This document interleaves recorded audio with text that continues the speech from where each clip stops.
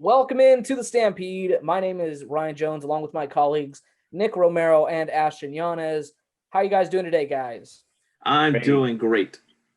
Awesome. Well, it is draft week, and we are very happy to announce that we have our My Guys.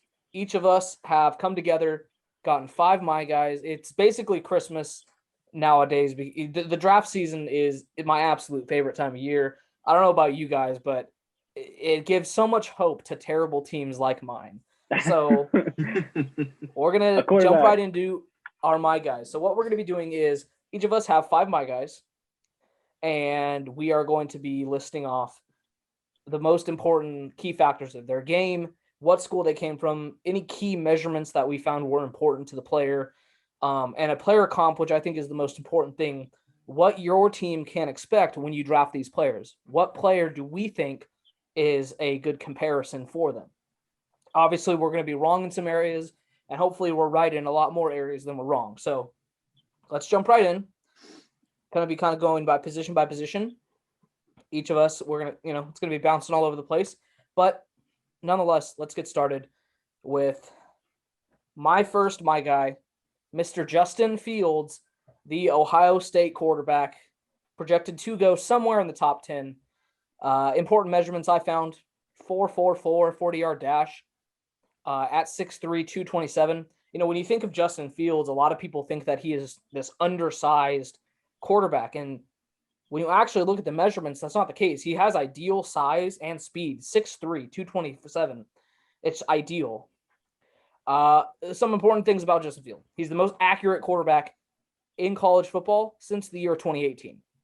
He is the best quarterback, according to PFF, off of his first read, meaning off script, basically, which is a lot. It's a big indicator of how successful you will be in the NFL. He is better than Trevor Lawrence at this. He's better than Mac Jones, Trey Lance, all the other Zach Wilson, all the other quarterbacks in this class. He is the best off of their first read. There's this narrative going around that Justin Fields isn't a smart quarterback for some reason, and he struggles to read defenses. I'll give you Exhibit A. He's the best quarterback in college football off his first read. And Exhibit B, he had multiple offers to Ivy League schools to play football. You have to be smart to get into an Ivy League school. I don't know if you guys know how that works. My player comp for Justin Fields is Deshaun Watson. And I really struggled with this comp because I just couldn't seem to find the right player. At first I had Russell Wilson. I had Michael Vick at one point, a right-handed Michael Vick.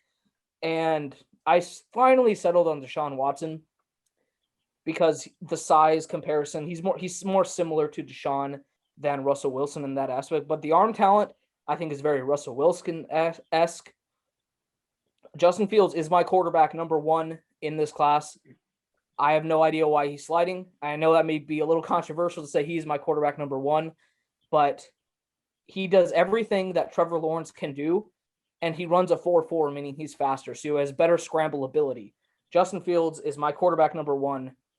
You guys could tear me apart for it right now. Go for it. The only thing I want to add is Justin Fields does not throw like dink and dunk passes either. Like, he's the most accurate quarterback, and he actually throws the ball downfield. So, and we've seen from college quarterbacks, when you could throw the ball deep and you could throw it on the money, that translates really, really well. So I just wanted to add that. Yeah, I really like the Justin Fields being compared to Deshaun Watson. I think they both pretty much played in similar programs. Ohio State and Clemson, in fact, they've basically been rivals in the semifinals for quite a few years. So it just makes sense. This is a guy who really has worked with great coaches, Urban Meyer, Ryan Day, his last 3-4 years. And I really think he'll do well in the NFL under the right coaching staff. I think this guy does have a high ceiling. I would absolute love if my Denver Broncos pulled the trigger at number 9 overall or traded up for this guy. So that would be my ideal team fit. Keep him going in there with Jerry Jeudy, Cortland Sutton in a run game led by Melvin Gordon. On the offensive line, you got Garrett Bowles. And with what I imagine will be a top 10 defense that Vic Fangio runs, I think Justin Fields would be an immediate upgrade over Drew Lock. So let's move on to Ashton's one of Ashton's my guys, quarterback Trey Lance out of NDSU.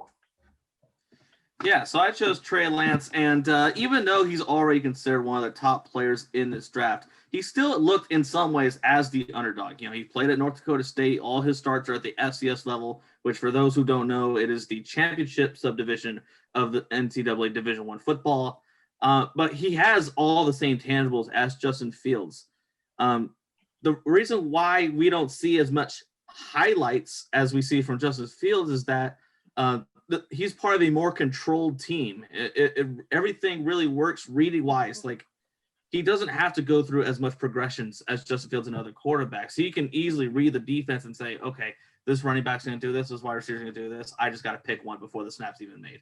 He's really one of those talented guys who has a lot of leadership skills already, super young, 19 years old. So as soon as he enters this league, he already has at least 12 years to be an NFL veteran. But yeah, he's really just a dominant player, a top 5 in completion percentage in the FCS level, top 2 in yards per attempt in the FCS level, and he was top 10 in yards per carry. So he's really a guy that can do it all. And my player comparison to him was Patrick Mahomes, and I mean this more of a structured way. And it's hard to see that because, when Patrick Mahomes was playing at Texas Tech, we saw a lot of crazy plays that he was making because he was part of that air raid offense in the Big 12. Where Trey Lance is more controlled. We didn't have to see him extend plays as much. Everything was kind of his will when it comes to play outcome. But he really, to me, has the same tangible. He can run with the ball. He can throw the ball. I think he can extend plays if he has to. And I really think under the right team, his ceiling is just as high as these other star quarterbacks that we're seeing in the NFL. Yeah, 100% agree with you. His ceiling, you hear the word potential and ceiling thrown around a lot. He does have the highest ceiling and the most potential out of any quarterback in this draft just because of the measurables. He's 6'4", 224, like you mentioned. He has a cannon for an arm, struggles with accuracy sometimes, but I think those things can be cleaned up. My comp for him is actually Josh Allen, who, coming into the NFL did struggle with accuracy. He got into the right system. If Trey Lance could go to, number 3 overall to the 49ers, then, which I think the three of us would imagine is a fair possibility. The reports coming out, Mac Jones, Trey Lance. And I know all three of us would take Trey Lance over Mac Jones. He goes to a structured environment like the San Francisco 49ers. This kid's going to be a Hall of Famer. And I don't say that lightly. You get the best coach in the NFL in Kyle Shanahan. So, yeah, I mean, I really think if he goes number 3, at least by his second year, he's already like a star. I mean, that system, top 5 defense, the weapons are good, the best tight end, if not the second best tight end in the league. I mean, he has one of the best lines in the league. And it's just when you watch him play, you could just see he's such a raw talent. Like, it's going to take a Kyle Shanahan to really pull it out of him, but he is a superstar. He is an all-pro, and he could lead your team to, win it all. All right, let's go ahead and move on to one of Nick's my guys, Elijah Moore. Yes, and he is a wide receiver out of Ole Miss. Projected to go about round 1, round 2. I think he might go round 1, late round 1. I like him to the Saints, actually. He's a smaller receiver, 5'10", but 4.32 speed. I mean, you just can't teach that. And with his speed, he's not just a guy that's just going to run straight down the field. His route running is great, and he can only get better.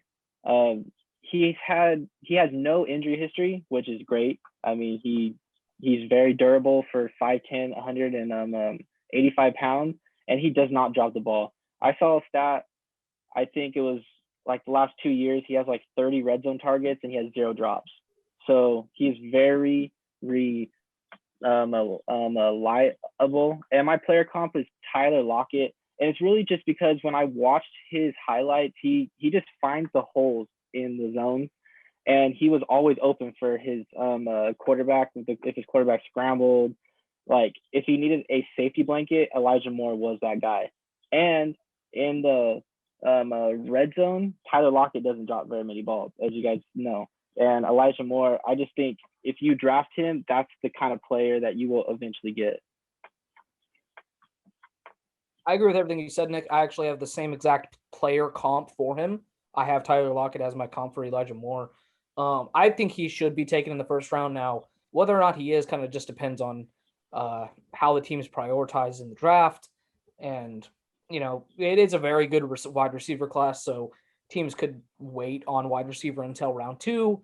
And that could hurt in his draft, projection a little bit. But I think he should go in the first round. He is not really talked about as one of the top receivers in this draft, but he runs a 4.32 and he doesn't drop the football, and he's great.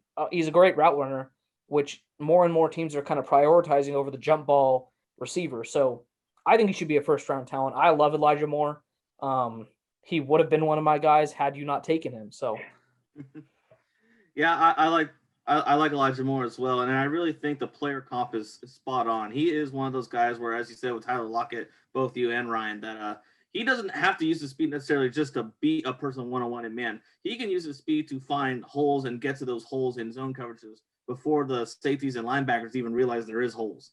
So he is one of those guys who, again, doesn't drop the ball, great route running.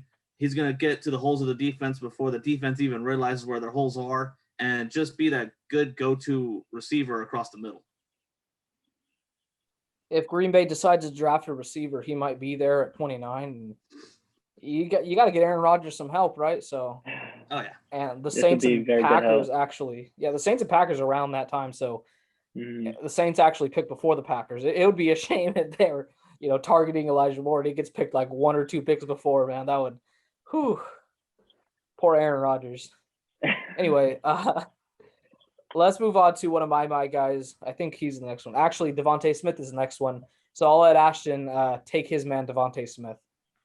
yeah, this is my guy, and we can't not bring him up if we're going to be talking about players looking forward to in this draft. He's not only one of the top wide receivers in this draft, but he's the first wide receiver to win the Heisman since 1991, since Desmond Howard did at the University of Michigan. He's relatively small. He's 6 foot, but he's only 170 pounds, so he's a really lightweight guy. But he's also, that allows him to be really fast. He led the FBS level in Division I in receiving touchdowns this year with 23, and he's just all around explosive. At first, my player comparison was basically every other Alabama wide receiver, with the exception of Julio Jones and Amari Cooper, just because he's a little bit smaller than them, and he's more of just across the middle type of guy. He can get the jump ball stuff done because he has a great vertical, but then I decided to change it over to Tavon Austin. He really reminds me of Tavon Austin back in West Virginia, how he just got through everywhere in the defense and created separation, whether it was man or zone, because he was so explosive. And even though he's probably not as fast as Tavon Austin, it's darn near similar. And I really think he brings that type of skill set to the table to any team that he'll get drafted by. He is a very interesting prospect. The reason we are doing the projections of where they're projected drafted, he's starting to slip a little bit as far as the media, as the NFL media and the NFL draft media are concerned. I think he's going to slip a little bit because of the weight. We heard he weighed in around 165. His playing weight is about 175 though, so I don't think it's something to be concerned about. The main issue that people have with Devontae Smith is that he's could struggle in press coverage at the higher level. My answer to that is, did he struggle about that in college? Because he went up against J.C. Horn and he dominated J.C. Horn, who most people think is either the best or second best corner in this draft. So he's battle tested every single week. When Jalen Waddle went down, he got double teamed and he took advantage of it. I like the comp for Tavon Austin. He's basically what everyone hoped Tavon Austin would be in the NFL. My comp is actually Stephon Diggs. Great route runner, great hands, and explosive as a runner, like you said. I'm not part of the Devontae Smith can't play football because he's 170 pounds. I'm not part of that crew. I love Devontae Smith. Yeah, and I think people are worried about the wrong thing. He's probably honestly going to get to like 180, 185, probably maybe by his second year. He's going to gain muscle. I mean, the strength and conditioning coaches, they're going to put in work. And when you just watch Devontae Smith play, like he was just open all the time. Or you would throw a screen pass and he would go for 20 yards. I mean, this guy he's just explosive. And the Tavon Austin comp, I really really like it because Tavon Austin in college was, I mean, everyone's watched his highlights tape. I mean, everyone knows yeah. how Oh, like explosive there's he was. nothing as unique as the only one video of Tavon Austin's senior highlights. But Yes. I will say, just built wise, I think Devontae Smith is in a similar form. His highlights obviously weren't as ridiculous, because the jukes and all that stuff. But anytime that there was a hole in the defense, or any time that he was lined up against a corner, and as Ryan said, even like guys like J.C. Horn, he found a way to get open regardless. I mean, he is just that athletic and talented. I could argue that Devontae Smith senior tape is it's up there. I mean, if you really really watch it. So it's similar. I think he'll, and if he, I mean, press coverage, they're gonna teach him how to like, release. I mean, he's too quick. So even if you try to press him, he's probably just gonna go right around you. He's gonna do a little jerk move, like a little, juke move. I mean, I don't think you have to really worry about that. And being 6 foot, he's actually kind of tall. Like right. A lot of these guys coming out are like 5'9", 5'10", 5'8". Being 6 foot, and his wingspan is actually pretty big, so he could be a jump ball receiver too. Let's move on to one of my guys, Mr. Rashad Bateman, the wide receiver coming out of Minnesota, projected to go in the round 1 to round 2. I don't think there's been a mock draft that the three of us have done where he has gone in round 2. Important measurements to know. He has a 36-inch vertical, which means he can win the jump ball, and he ran a 4.39 40-yard dash. So he is a physical freak. He has elite speed, elite hands, and he's an elite route runner. I have zero questions about his game. My player comp for Rashad Bateman is Michael Thomas, and I also have Justin Jefferson listed, but not for the way they play, just because right now Bateman's being viewed as like the 4th or 5th best wide receiver in the class. And that was the same case that that Justin Jefferson had last year. But I think Rashad Bateman could come into a borderline playoff team like a Minnesota and have the same type of impact and be on the rookie of the year ballot. I just think that when he comes in, if he gets drafted like a Tennessee to a Green Bay, he can come in and have a very, very similar rookie impact that Justin Jefferson did. Right now, Rashad Bateman is my wide receiver number 2, just behind Jamar Chase. And I know that's going to seem crazy to some people, but I have zero questions that Rashad Bateman will be successful at the NFL level. Yeah, I mean, and really, I think he's going to get drafted in the late 20s or mid to late, 20s. And those teams are playoff teams. That's where Green Bay's at. That's where the Saints are at. So he's probably going to come in, and there's already going to be an established wide receiver 1. So he might not even see double teams. He might be one-on-one all game long. That's how Justin Jefferson was. I mean, Adam Thielen was the guy getting doubled, and Justin Jefferson was running free. And I think he could go into, Green Bay, and, Devontae Adams is going to get double teamed. So if he goes to a team and has to be wide receiver 1 right away, it could, I'm not saying he can't do it, but that could hurt his stock a little bit. But if he can go in and be wide receiver 2, I think he could go and blow up, have like 1,000-yard year, easily. Yeah, I really like this Rashad Bateman wide receiver. And there's 2 type of receivers that really enter the NFL. There's the ones that are just a threat no matter what. And then there's the ones that complement and basically allow both yourself and your teammates to become threats in the open field. And I really think Rashad Bateman, as we talked about, where he'll probably get projected in the first round, he will be one of those guys. If he does land in Green Bay, he's going to complement Devontae Adams, who's already a threat. And, again, Rashad Bateman, he's not necessarily one of those guys that you see get double teamed a lot, even at college. But if he goes up into the pros, he's going to make sure that Devontae Adams doesn't get double covered anymore. So that really allows defenses to be more honest. It really makes guys like Aaron Rodgers' life a whole lot easier to make his decisions. Really makes it easier for guys like Devontae Adams, who's already primary receiver 1, to find his way to get open, especially with great footwork. And Rashad Bateman, he's really just a solid number 2 receiver that should be drafted pretty high in this draft. One last thing on Rashad Bateman. you mentioned the thing about there's two types of receivers. I actually kind of want to piggyback off that. A lot of times you see either the speed threat or the jump ball guy. Those are the two main type of receivers you see. The speedy deep threat that gets open and route running, and then the jump ball guy that outmuscles you for a lot of touchdowns. He's both. He's 6'1", 190, which means he has the height and the strength to be a jump ball receiver. And he also runs a 4.39 and has elite route running. So he could be one of the top 10 receivers in the NFL by year 2. I truly believe that if he goes into the right situation. If he gets drafted to like a Tennessee and he's there with AJ Brown, I mean, I don't know who the wide receiver one is at that point. That might be controversial, but he'll be the number one. He'll be the number one then, in my opinion. And again, sometimes those two type of receivers, it's not necessarily based on your skill set, but also based on the team you're on. If he's on Green Bay, he becomes that complimentary receiver. But if he does go to Tennessee, as you said, Ryan, he would definitely be the receiver. I don't know, man. We'll see. We'll have to see where he ends up drafting. Hopefully, he goes to a good spot with a good quarterback. Let's move on to our next wide receiver. Probably a little bit unknown to some fans out there, but Nick, I'll let you take it away.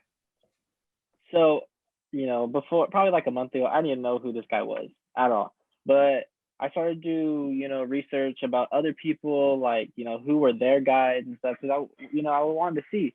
And this guy's name came up a lot, actually. And I started to like watch his film, and oh my God, this guy he's from North Texas, a small school. He's projected around 3 to 5, could be lower too. It kind of depends because, he's only he really 5'9". could go undrafted. Yeah, like he's just one of these guys that if a team really loves him, they're gonna draft him probably 3 to 4 to 5. If no one likes him, he's not gonna get drafted or draft 7 because being so small, you would imagine he would have a faster 40 time, but he only ran a 4.46, which still I can't run a 4.46. But to being 5'9", 175 pounds, he probably should have been in the 4.3s. When I watch his tape, his feet are they're elite. His feet speed, just change of direction side to side is just crazy. In the last 2 seasons, he had 31 touchdowns. So that the production's there. He actually had 19 this last year, and I think they only play like 9 games. His production's there, and his hands are inconsistent. I mean, he's not going to win the jump ball. He's not going to win the 50-50 balls, which that some people look for, but he's only 5'9". But he's going to be one of those guys that gets open a lot. Like he's going to be, I think that the, next level, he's going to be one of those guys that's open like all the time. If you really watch film, he's going to be like open all the time. In my player comp, I put Tyreek Hill. I'm not saying draft him number 1 overall because he's going to be Tyreek Hill. But if you watch Tyreek Hill play, when Tyreek Hill gets the ball, he likes to go side to side, and he's very shifty, and he's very fast, and he could juke you out. And that's the type of player that, he could be. And I would love if Seattle drafted him in like the 5th round. I think he will be a great slot receiver for anyone. He's good. You should watch the tape. I'm a big fan of Jalen Darden for many reasons, and the fact that he has the production he does at the height he does is very motivating for someone of short stature such as myself. But I know we keep bringing up Tavon Austin. My comp for him is Tavon Austin, but better. He didn't have the height. He doesn't have the hype that Tavon Austin did coming out. But he's a better player than Tavon Austin. He just didn't play at a big program. I mean, it's North Texas, right? If someone takes a shot on this guy in the 3 to 5th round, 6th, 7th round, whatever it is, and use him properly as like a gadget player, screens, end arounds, he will produce for you. Just take the chance, guys. Jalen Darden is, again, another one of those guys that had potential to be on my guys list. Nick took him though, so. Well, and we're seeing in the NFL how teams are really starting to appreciate these speedy receivers more. When the Rams drafted Tavon Austin, it was really a hit or miss type of thing depending on their scheme. But now we're seeing a lot of teams, especially like the Buffalo Bills, that aren't afraid to use that third wide receiver, that fourth wide receiver who's 5'9" but can still run a 4.4 40 because that's the guy that they're going to least suspect going vertical, while you still have to cover guys like Stephon Diggs who are running any route that they want. So I really think this is a sleeper pick. I really think anyone that gets him in rounds 3 through 5 will probably be happy with it, assuming that they run the right offense and the right special teams with him. But he does seem like a solid player all around. I'd be really excited to see him play in the NFL. Yeah, another thing I want to add is he brings a lot in the kick return and the punt return game. So he could be a guy that comes in and he might actually just be the kick and punt, returner to start. But I think eventually he will be wide receiver 3 at some teams. And if Tavon Austin would have came in for the Rams now with Sean McVay, we might be talking about him a little bit different. Yeah. And that's kind of how I see Jalen Darden, is like if he could come into a Sean McVay system, like a system where they use a lot of motion, a lot of jet sweeps, he could have a lot of production. I was literally gonna say, if Tavon Austin, the unfortunate thing about him is he came into, like, I think it was the Jeff Fisher era of the LA Rams or St. Louis Rams. If he came into the right situation, Tavon Austin would have lasted in the NFL. Let's go ahead and move on to the running back portion of this. Ashton, sticking with the big names, Najee Harris, who we all know and love, the Alabama running back, might be the only running back to go in round 1. Well, he's just that good, Ryan. And I know we've talked about, for many months, that we've argued about how important is the running back position in the NFL, especially now that the league itself has become more of a passing league. We usually, when we think of running backs, we think of guys that are solely good at just catching the ball or just shifty enough to get past linebackers on something like the zone blocking scheme. Najee Harris can do it all. He's really one of those, next generation pro running backs that are just going to be able to do everything for you offensively. And we saw that how he was basically the workhorse for the Alabama this offseason. I don't think Mac Jones' career would have been as good, especially just this past season, had he not had Najee Harris in the backfield. But he's again, just a solid player. I think he can be a first round pick. There were certain mock drafts I created where he did fall to 2, but more than likely, I think one of these championship contender teams that have been lacking a little bit in the run game, they would happily take advantage of drafting Najee Harris in the first round. But he's 6'1", 232 pounds. He has the weight and size to be a power back on those needed third down and shorts, especially at the goal line. He led the country in touchdowns, 30 total touchdowns, 26 rushing, 4 receiving. Again, this guy can do it all. He's a threat in both run and pass. I mean, I'm still mesmerized by his hurdle against in the semifinals game. This guy is just a stud. And again, athletic for his size. My player comparison with this guy is Saquon Barkley. Saquon was, again, one of those guys that just did it all at Penn State and really helped them be a contender when they were playing Ohio State and going back and forth with them and, making the Big Ten a lot more valuable because of guys like Saquon Barkley. And I think that's what Najee Harris is going to bring to the table for any team. And I think any team in the first round, especially those that are late and just trying to get their run game going, they're going to be more than lucky to have him. I got 2 different player comps for Najee Harris. Saquon Barkley, that's very high praise. I don't view him as that tier of running back, but I can understand why you would say he's very comparable to Saquon Barkley. I'm gonna throw 2 names at you, and I want you to let me know if you like those comps. The first one is David Johnson. I'm not talking about now David Johnson. I'm talking about prime David Johnson. Yeah, a guy I assume who that comes in, does it both in the receiving and running game. When David Johnson was actually a good running back in his prime, he's one of the best running backs in the NFL. The other one's Todd Gurley, and I obviously mean previous Todd Gurley. Yeah.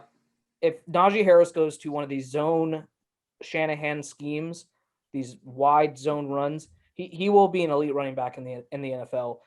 Todd Gurley, he was on. Did he win the MVP? He was on the MVP list, but pre-injury. He was unbelievable, and I think that Najee Harris could have a similar career to Todd Gurley, just as long as he doesn't, have the injuries that both of these players had. Yeah, I relatively like those comparisons. I like the Todd Gurley one a little bit more, just because Todd Gurley reminds me more of that older, not necessarily older school, but definitely like a decade version of a He's running definitely back. a better running back than David Johnson is. Right. Because I think So- Najee Harris, he's definitely a solid running back. But again, he's just that versatile to me, and that's why I compared him to Saquon Barkley. Yeah, I was trying to come up with someone because of the way Najee Harris is kind of seen as a bigger back, but also catching the ball. And the guy that I came up with, no bias, was Chris Carson. When I watched Chris I like Carson that a play, I think Najee Harris is faster. I think he could hit the home run ball than Chris Carson. But when you watch Chris Carson play, he plays with a lot of heart, with a lot of grit. Like, he's gonna ground and pound, and he catches like 50 balls a year. So in the pass game, he's there too. So that's kind of where I see him as like a Chris Carson type of running back. A lot of different ways that Najee Harris can go, and I know that we mock him to the Steelers a lot in the first round, pick 24, because they don't have a lot of pressing needs. Other teams, I mean, if San Francisco could get their hands on this guy in the second round, whew, I don't even know if they have a second round pick now. But if any team that runs the wide zone, Shanahan rushing attack could get their hands on Najee Harris, I mean, I would be comfortable calling him the best running back in the NFL before he even steps on an NFL football field, because if you could get him in that system, whew, it would be good luck planning for defenses. Good luck planning for it, because man. All right, let's go ahead and move on to the next running back / wide receiver that I have. One of my guys, Demetric Felton, who is a running back or wide receiver, depending on who you ask, out of UCLA, projected to go in the 5th to 7th round. He could end up being undrafted because of the 40 time that you see on the screen. A lot of people didn't like the 4.55 40 time, especially since he's only 189 pounds. But I think that his play speed is faster than 4.5. I think he's more of a 4.4, a high 4.4 guy.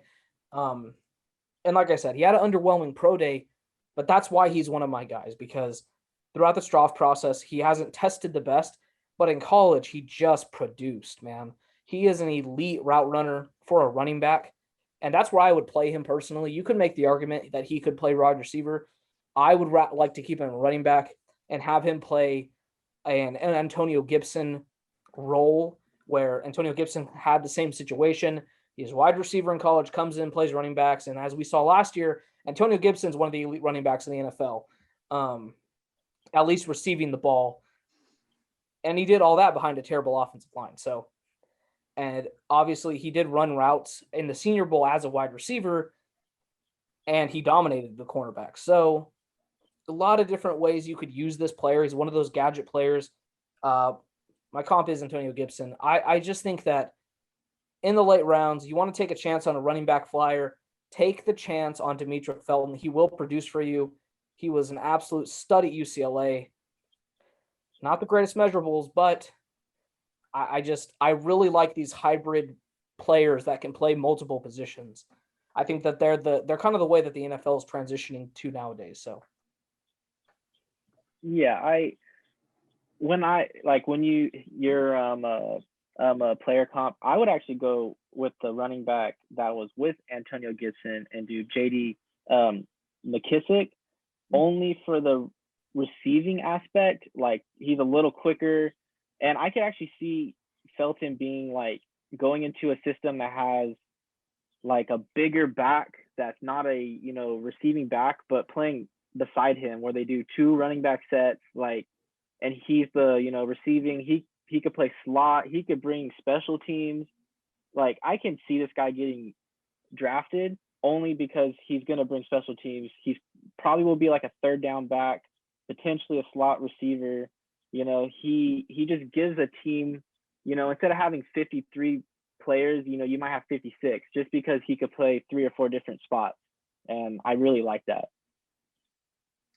And this is not the first time we've seen athletes of this of this structure end up actually doing well despite of where they've been drafted. I really think Felton does have a high ceiling, assuming he does go into the right system. I think Green Bay is a good example. The way that they use their running backs all the time. Sometimes we see Aaron Jones out there, a wide receiver on either screens, or he'll even run around every now and then. I think Demetric can fit into a system like that. Other teams as well, New England, they're really good at using their running backs in many ways, so he would be helpful there as well, though I don't think they'll get him. But he's a really just special guy, and I think any team would be lucky to have him, especially if they can get him really low in the draft to where it doesn't cost them any capital to really get him. So, when you said that, Nick, about him going to a place with a power back where he can kind of be that off-speed pitch, you throw him in there, he's a little more speedier. I think the perfect place for him to play would be the Tennessee Titans and back up Derrick Henry. You have probably one of the best power backs of all time on your roster, and then you throw in Demetric Felton into this offense where he could play in the slot, he can play on the outside because he has the speed, the game speed, not the 40 speed, obviously. He has the game speed to do it, and he could play in the backfield as somewhat of an off-speed pitch and he could also spell Derrick Henry, because as we see come playoff time, the last few years, Derrick Henry hasn't had the same impact. If you can get another running back in there in Tennessee, you could save some of the carries that you need later on in the year. So Henry's more effective in the playoffs, and maybe if you're Tennessee, you can make a Super Bowl run. It's crazy that we're talking about a 5th to 7th round pick having that kind of impact, but he was such a huge impact at UCLA. I think he could have similar impact in the NFL. Right. Let's go ahead and move to one of Ashton's, my guys, Penei Sewell, the offensive tackle out of Oregon. Yeah, I had to talk about an offensive lineman eventually, and who better else than Penei Sewell, man? This guy is just a solid, 1 in a million type of talent in the offensive line. He was so dominant since day one. As a student at the University of Oregon. He's definitely projected top 15. Safe to say he's projected top 10, if not top 8. I think there's a lot of teams that would definitely like to have him in regards to protection, especially those teams that just drafted young quarterbacks last year. 6'5", 331 pounds. He's big, but he's not too big to the point where he's slow. I mean, he does have some speed that complements his size as well. Unanimous All-American as a sophomore. And again, he was another thing that I want to add. He is the first player to enter Oregon and be the starter as a true freshman on opening day in 20 years. So he was already just that type of talent entering a solid Division I program like Oregon. And he came out on top, basically ending his sophomore season before he opted out of his junior year as the best offensive lineman in the country. He got every award and then some. And he comes from a really solid football family. He had 2 uncles that play the NFL. He's got 2 brothers that are playing in high school. He's got one that's playing in college. Actually, no, I take that back. He has one playing in college in Nevada, another one playing in Utah, and I think he has one playing at Oregon. And he's got one playing in Oregon. Playing linebacker. Yeah.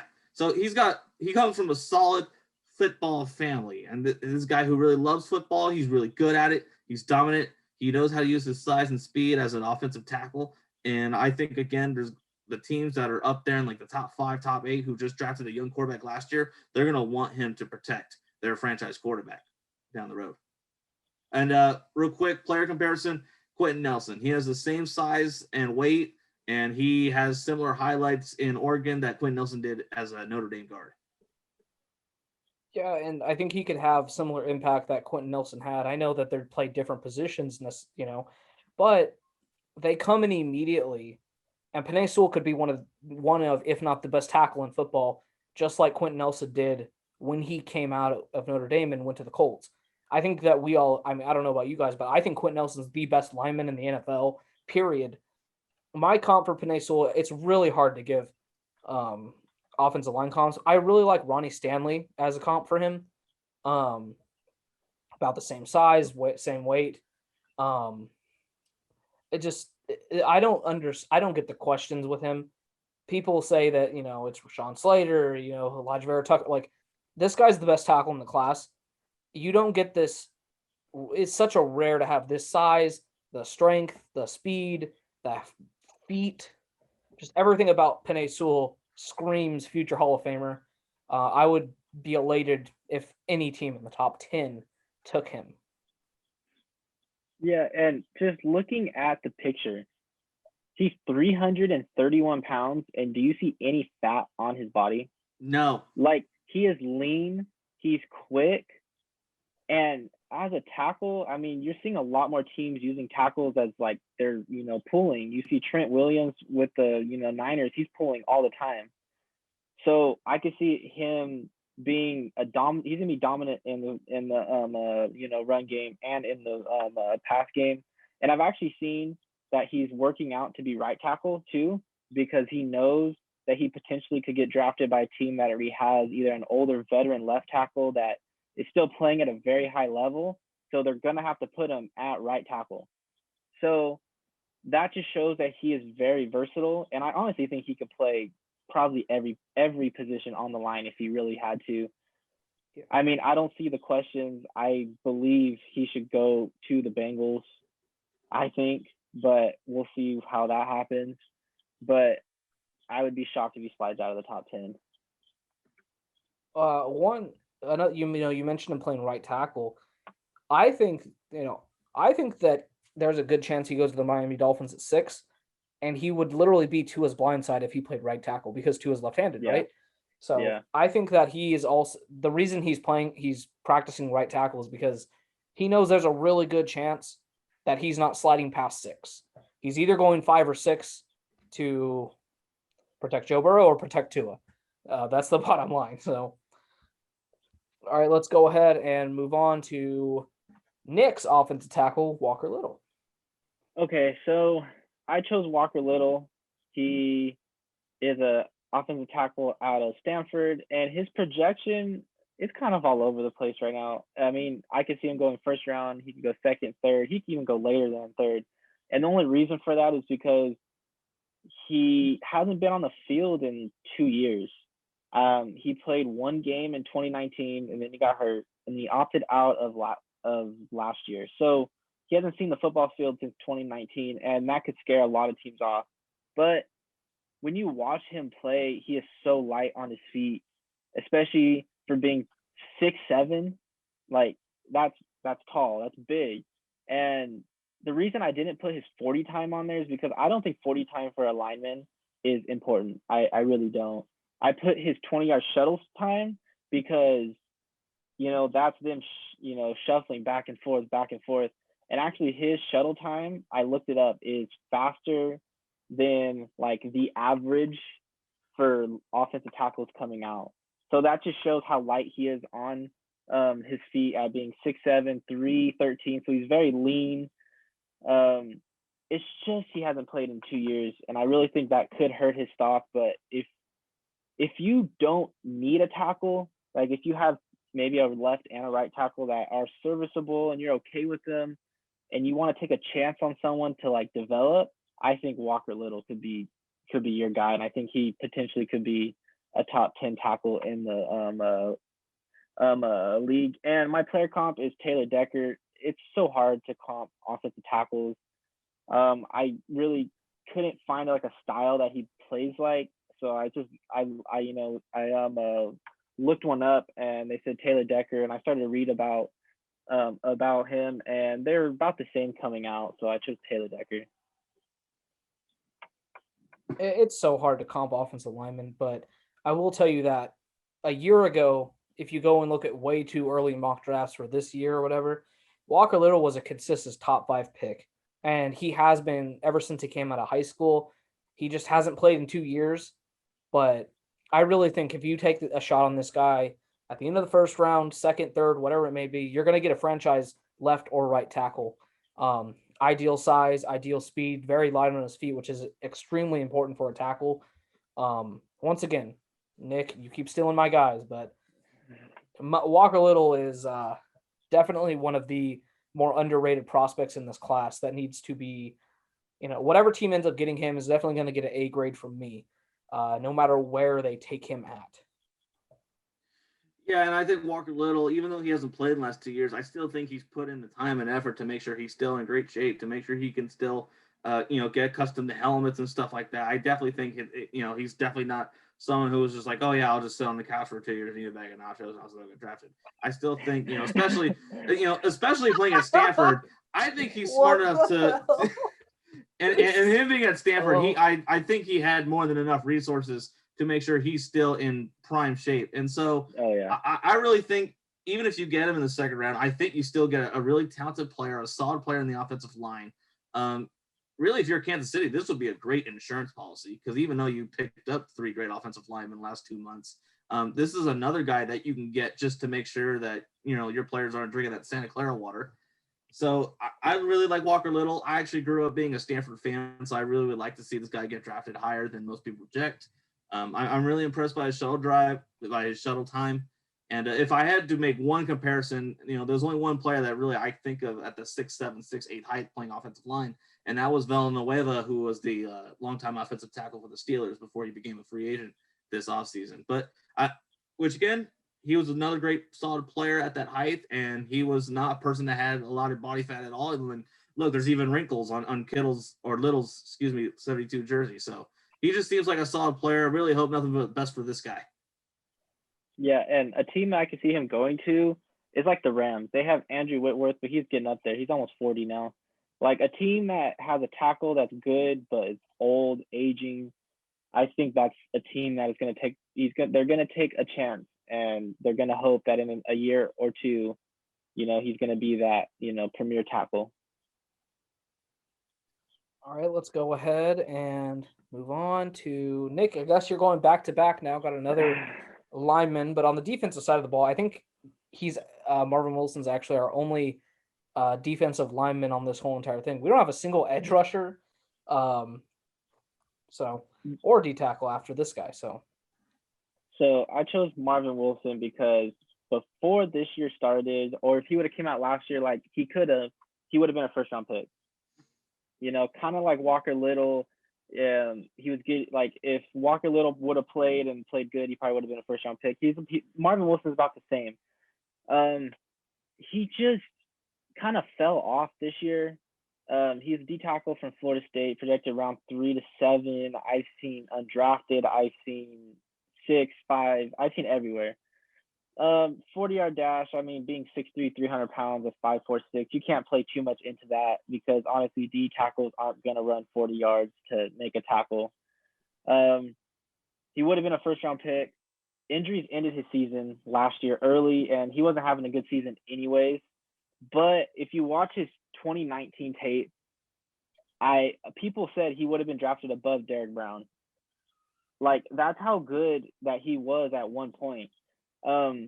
He's just explosive for his size, at defending the run, and he has the tools to be a good pass rusher. I don't know about great, like elite, but you never know. I mean, if he gets the right coach, gets the right help, the right system, he could be great everywhere. And I have Derek Brown just because Derek Brown got drafted high, and the Panthers, we don't really hear about him very much, but he actually does a lot for them. He's always making plays. He does a lot of stuff that doesn't show up on the stats. And I really think Marvin Wilson was that type of player at Florida State. And, I think he could come in and he could be a starter. I got to be honest, Nick, when I first told you guys that we were doing the My Guys podcast, I had no idea who this guy was.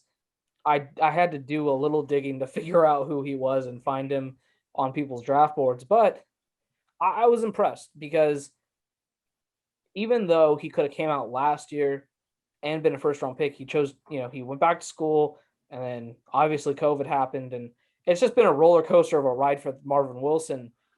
I think some teams going to be very happy when they get him in the late rounds. Yeah, and I haven't done a whole lot of research on this guy either, but just knowing his size and his measurements, I can tell that this guy will definitely have a chance of having a starting role eventually in the NFL. And really, we're seeing a lot of good defensive linemen, rather interior or along the edge. A lot of them coming out of the Atlantic Coast Conference. Miami's got a couple guys that are coming up. Florida State, obviously, with Marvin Wilson. So I think Marvin Wilson can easily fit into the right system and become an impact offensive player. And it'll be interesting to see where he goes. All right, we have no more defensive linemen. It's kind of wild, actually. And let's move on to my number one, my guy. I'm pounding the table for this guy. I don't care. Jeremiah Owusu-Koramoah. Since day one of this whole process, he has been the ultimate my guy. Oh, man. It's crazy to me that he could actually follow the second round. But the measurements, I don't care about his height or weight. Some people say he's undersized. I say that's BS. Great agility numbers, excellent vertical and broad jump. He didn't run the 40-yard dash, but he's definitely he plays around 4.5, 4.4 speed, A+ in speed. Man coverage, he is great. He played basically slot corner for the Notre Dame defense. I've showed you both the Brett Coleman film breakdown. If you're watching this, go watch the Brett Coleman film breakdown of Jeremiah Owusu-Koramoah. It is amazing. Basically what convinced me to make this my guy. He fits any scheme. He can play outside, inside, slot corner, free safety, safety if you need him, strong safety, any position. He can probably play edge rusher if you needed him to, although I wouldn't do that. If you want to maximize him, I think he should play outside linebacker in a 4-3 scheme. My comp is Isaiah Simmons, but 2.0. I think he's better than Isaiah Simmons coming out last year. I think if you draft this guy, you just have to have a plan for him. And I think that's why Isaiah Simmons hasn't really lived up to the hype yet with Arizona, is because they just didn't have a plan for him when he came in. Vance Joseph, I'm a Denver Bronco fan, as you guys know, and not the greatest defensive coach in the world. Let's just say that. He just didn't have a plan for him. And I think if you draft Jeremiah Owusu-Koramoah, a.k.a. JOK, a.k.a. the Joker, you just have to have a plan. Some teams, I'd really like to see him end up on the Cleveland Browns. I think they need help at linebacker, be an ideal fit. And they already have what could be an elite secondary. You add him, and you just have an elite coverage unit all around. Yeah, and I feel like the whole linebackers being undersized, like that argument's like down the drain now, because you have Devin White, who's very small. You have Patrick Queen too. Patrick Queen, Demarius Leonard from the Colts. They're like, all these players are not like these big, hefty like linebackers now. They are, honestly, they're just a little bit bigger, strong safeties. Like, that's what these people are. Like, the whole linebacking core nowadays is becoming this athletic, quick, sideline to sideline. You have to be able to cover. And that's the way that it's going. The whole, having a big, beefy linebacker that can only stuff the run is, that's a little old school now. And Jeremiah Owusu kind of fits this new style. And I really do think almost any team that he goes to would love him. A team I would actually like to see is the Jets with Robert Saleh, just because of how he used Fred Warner. I really think he could be a better Fred Warner if he's used right. And I that would be really fun to watch. Yeah, I was watching a lot of film actually with Ryan on Jeremiah Owusu-Koramoah, and yeah, this guy is the real deal. I mean, he's played everything on tape for Notre Dame. He's primarily played a lot of that either outside linebacker or nickel corner, basically a corner in the slot. But he can do it all, and we're really starting to see the NFL just evolve and seeing a lot of these players willing to give up their size because they want to have more versatility now. They want to do more things. And, even safeties in the NFL have proven that you don't need a big guy to disrupt the line of scrimmage, to disrupt pass rush. Jamal Adams, he was just a dominant player despite not being as big as linebacker, even as a safety. So we're really seeing the NFL starting to move towards more hybrid players, especially at the linebacker position. Linebacker number one. I hope I've convinced you guys. Something tells me the way the next few my guys are going to go, I think all three of us disagree on who our linebacker number one is, but that's fine. Let's move on to what I can only assume is Knicks linebacker number 1, Mr. Micah Parsons. It's hard. I feel like it's more linebacker 1A, 1B, because I think you're kind of getting different styles with both of those guys. You know, Micah Parsons, linebacker out of Penn State, round 1 and 2. I don't think he goes out of the round 1, but you know, I could see, I guess, with the behavioral issues that, you know, came out, and I feel like the hype on him is kind of going down a little bit. But man, a 4.39 40, that's fast. And he's 6'3", 245. So he's actually pretty big. Like, he's built, he's not skinny, he's got muscle to him, and he's just a physical freak, always near the ball. If you watch the tape, I mean, it doesn't matter who has the ball, where the ball's at. Micah Parsons is there. He's there to make the tackle. If it's 50 yards down the field, it doesn't matter. He was a projected top 5 pick, if not top 3 pick, before the whole behavioral issues came out, before he like opted out. You know, if you go back and they did the way too early mock drafts, like Ryan said before, he was like top 3 pick, top 5 pick in everyone's. He did opt out of the last year, and the player comp I have is Devin White. And the reason I have it, Devin White, is because the way that the Bucks use Devin White is he's a sideline to sideline linebacker that blitzes a lot. And if you look at Micah Parsons' tape, he blitzes a lot. He has a lot of sacks for a middle linebacker. And I think if he can go to the right team that runs a Todd Bowles type of system that lets him kind of play freely, lets him blitz, lets him just be around the ball at all times and make his own choices type of thing, I think he could be a very scary sight. Yeah, Micah Parsons, he's definitely just one of the best linebackers in this draft class. And again, he was projected super early, you know, definitely like a top 3-4 player in this whole entire draft before there was some off the field issues that were raised, you know, by some reporters. But he's still a freak of nature, and I think rather he goes into the late first round or the early second round, he's definitely going to be a steal for any team that gets him. And he's just so athletic, again, at 4.39 speed, being still 6'3" and 245 pounds. He's definitely all you want, especially at possibly the Mike linebacker position. You want a guy who's athletic, who's a leader, who can just get his nose to the ball on almost every play. Yeah, I struggle with Micah Parsons as a prospect just because he's not the best in coverage, and I prioritize the coverage ability at linebackers. I think it's very important. I like the Devin White comp because there's a second linebacker there in Tampa Bay. His name's Levante David.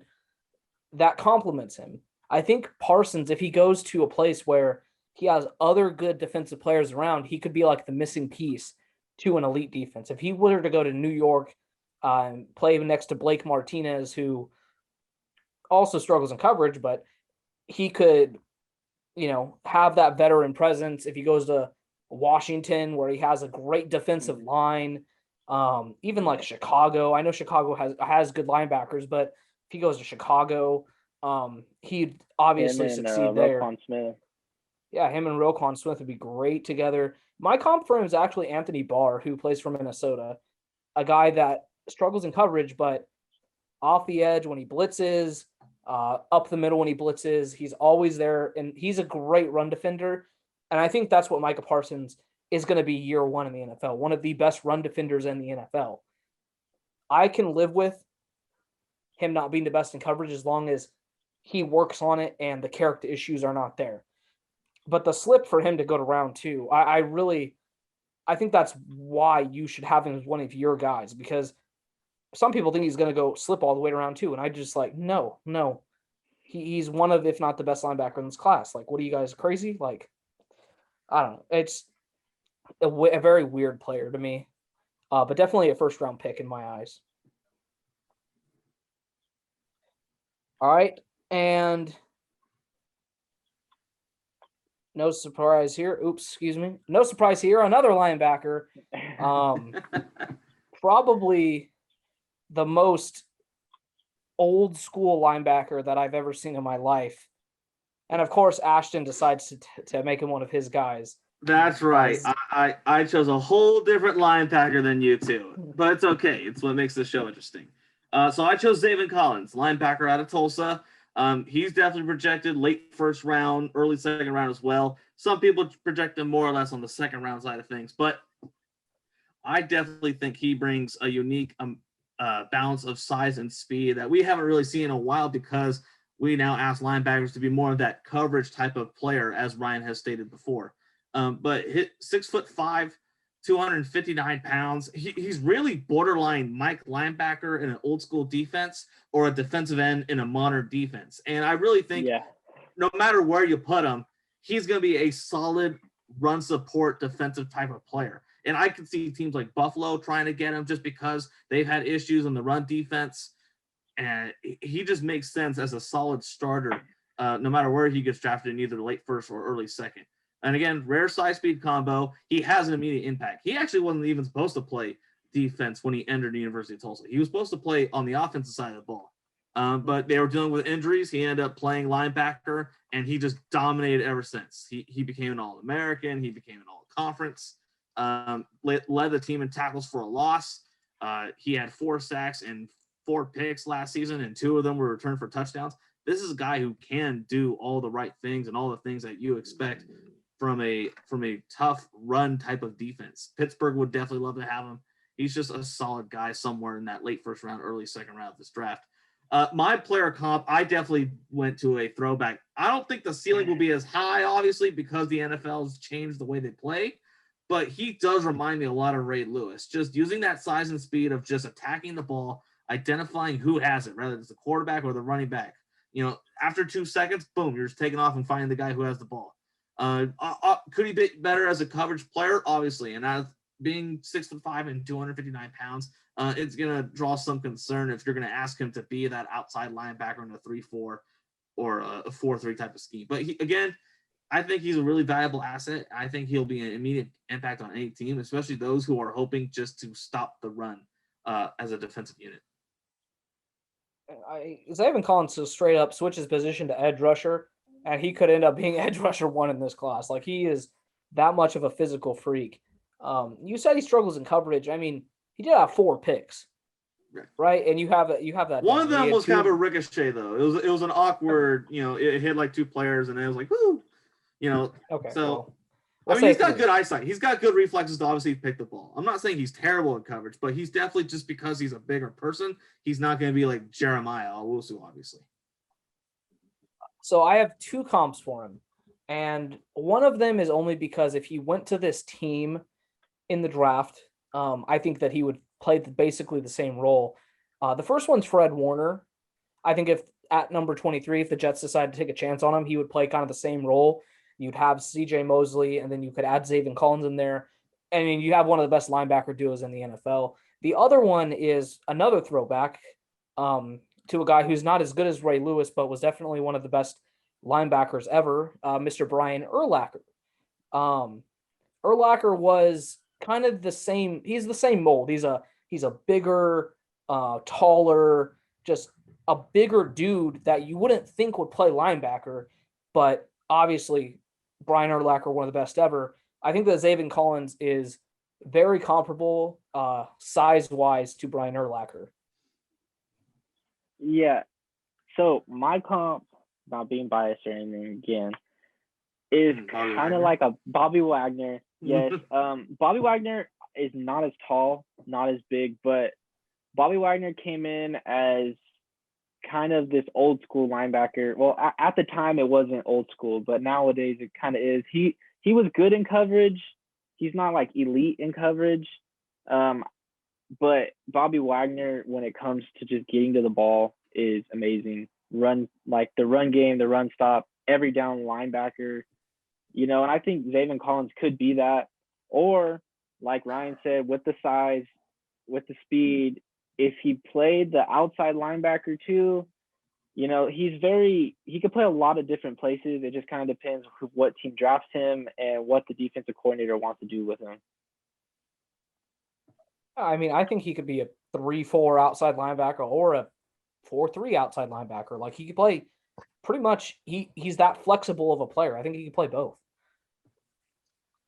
All right, and let's move on to what I think is our final my guy, Mr. Paulson Adebo, coming out of Stanford, the cornerback.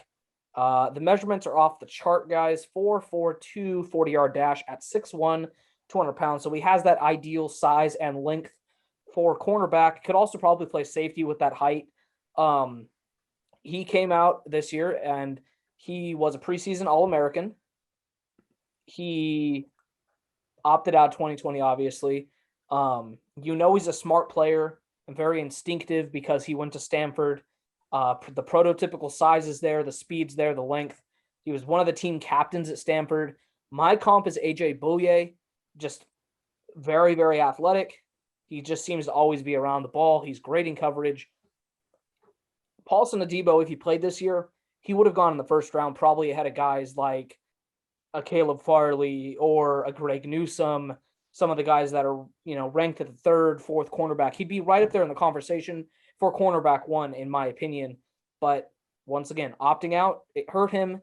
But beforehand, it's kind of the same deal with Walker Little. Beforehand, he was one of these top 15 consistent players. I don't think there's a chance he gets drafted in round one. But just because of how stacked this cornerback class is, this is one of the best cornerback classes like we've seen in such a long time, and it could end up being one of the best of all time. Paulson Adebo to me is just be such a steal to get in round two because I think he's a first round talent. So yeah, I wanted to go for a little bit of outside the box pick, and Paulson Adebo is a guy I found and I instantly fell in love with. Yeah, and I've actually seen reports of like GMs. I mean, they don't say their names, or whatever, but GMs actually saying if it comes down to two players and one opted out and one didn't, they would probably choose the guy that didn't. And this whole opting out thing kind of it actually hurt a lot of players because it's hard to stay in football shape without playing football. Like a lot of these players, when they get hurt and then they come back after a month or two, even though they might be running all day, lifting all day, it doesn't matter. When you get in the game, they're gassed. It's just not the same. And being 6'1", running a 4.42 at 200 pounds at corner, that I think a team that either needs a corner or doesn't really need one, but just for the potential aspect of it, I mean, he could be great. I would love to have him in Seattle if we didn't only have 3 picks, but I don't. But just his stature, 6'1". I mean, I think he's gonna be a really good player. I just want to preface one thing, Ashton, before you go. I would take Paulson Adebo in round one. I don't think a team does.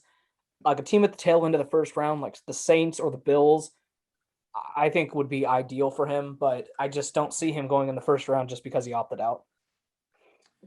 Yeah, that and with Buffalo, I think they're going to address run defense a little bit more. Saints definitely can't because they have a lot of holes after making a lot of budget cuts.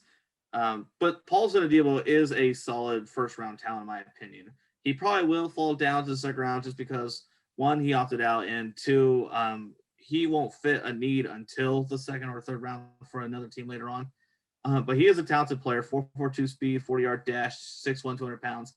I think, again, like Little, because he's at Stanford, I think he'll have more than enough resources to make sure he's not in complete out of shape as a football player. I think he'll be just fine. He's going to have to put in more effort to prove to the GMs and the head coaches that he can be an impact player day one. If he slides past the third round, I'm going to lose my mind. Like he should not slide past. If you want to convert him to safety, I see a lot of maybe a little Denver bias, but I see Justin Simmons in his game, similar height and speed as a safety. So I think he could play safety as well. I would play him as a boundary corner because having good boundary corners seems like such a rare thing in the NFL.